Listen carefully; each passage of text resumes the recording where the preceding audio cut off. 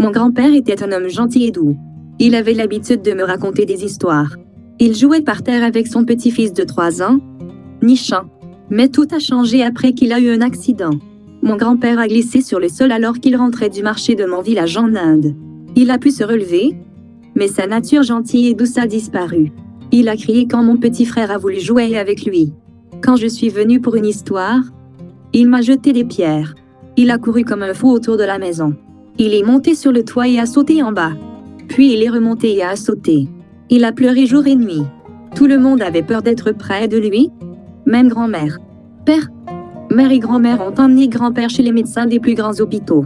Ils sont allés voir des sorciers qui ont promis de chasser les mauvais esprits. Ils ont donné des médicaments à grand-père. Rien n'a aidé. Pourquoi nos dieux ne peuvent-ils pas aider grand-père? Nous devons faire quelque chose plutôt que de dépendre de nos dieux, disait grand-mère.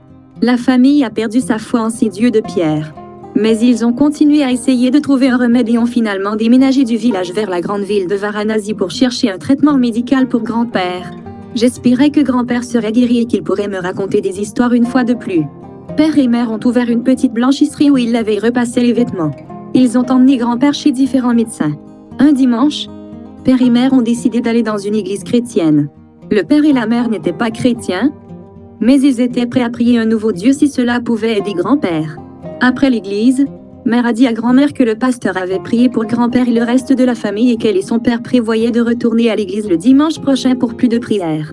Les troubles ont éclaté lorsque le propriétaire de leur appartement d'une pièce a appris que les parents espéraient que Jésus guérirait leur grand-père. Il s'est mis en colère et chassé ma famille de l'appartement. « Vous pouvez aller à l'église et accepter Jésus ?» a-t-il dit. « Mais vous ne pouvez pas vivre dans ma chambre en même temps. » Incapable de trouver un autre endroit bon marché pour vivre, ma famille est retournée dans sa maison dans leur village. Mon père et ma mère étaient découragés parce qu'ils avaient appris à aimer Jésus mais il n'y avait pas d'église dans leur village. Le samedi matin suivant, maman a entendu une douce musique qui flottait dans l'air. Elle est entrée dans la cour devant leur maison et a vu que les gens chantaient dans une maison de l'autre côté de la rue. « Qu'est-ce qui se passe là-bas » demande-t-elle à un voisin. « Ils sont en train d'adorer » répondit la voisine.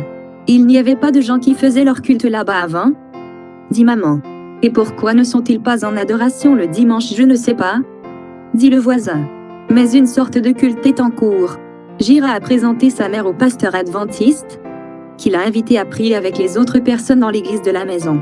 Elle accepte, mais s'est demandé pourquoi il célèbre le samedi le culte et non le dimanche. À la fin du culte, elle a demandé au pasteur « Pourquoi les gens vénèrent le samedi ?» a-t-elle répondu. « Tous les chrétiens font leur culte le dimanche. Vous faites votre culte samedi. Pourquoi? Je vais vous montrer cela dans la Bible, » a dit le pasteur. Cette semaine-là, le père, la mère et la grand-mère ont commencé à étudier la Bible, en commençant par la création, lorsque Dieu a sanctifié le 7e jour et l'a rendu saint. Tous les trois ont donné leur cœur à Jésus. Malheureusement, grand-père ne s'est jamais remis de sa maladie. Il est mort pendant la période où la famille suivait des études bibliques. Je n'ai plus jamais entendu grand-père me raconter une autre histoire. Je suis ravie d'avoir une Bible qui contient de meilleures histoires que celles qu'il m'a racontées. J'étudie à l'internat adventiste du 7e jour à Varanasi, qui recevra une partie de l'offrande du 13e sabbat pour agrandir les dortoirs.